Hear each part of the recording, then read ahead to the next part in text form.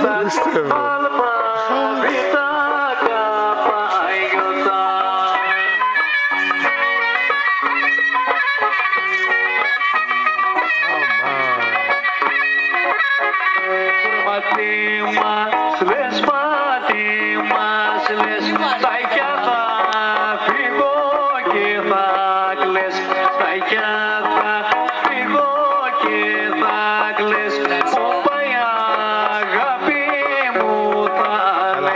Χωριό τρελό. Όπα, να το.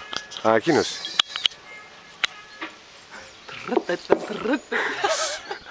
Αναγίνος.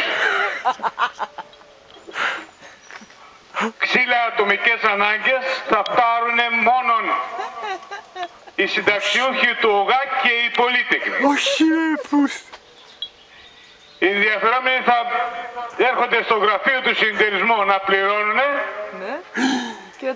και να παίρνουν την απόδειξη πληρωμής.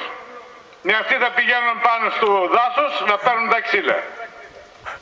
Η πληρωμή αρχίζει από απόψε. Τώρα. Όσοι ενδιαφέρονται μπορούν να περάσουν απόψε να πληρώσουν για να πάρουν τη Δευτέρα ξύλα. Εκείνο που πρέπει να ξέρει ο κάθε ενδιαφέρομος είναι πρώτον να μην ξεχνάει την απόδειξη πληρωμής, γιατί χωρίς την απόδειξη δεν πρόκειται να τους δώσει ξύλα ο κάθε υπάλληλος του δασαρχείου που θα είναι πάνω. Δεύτερον, τα ξύλα πρέπει να τα κουβαλάνε την ημέρα και όχι το βράδυ. Δηλαδή από την Ανατολή του ήλιο μέχρι τη Δύση.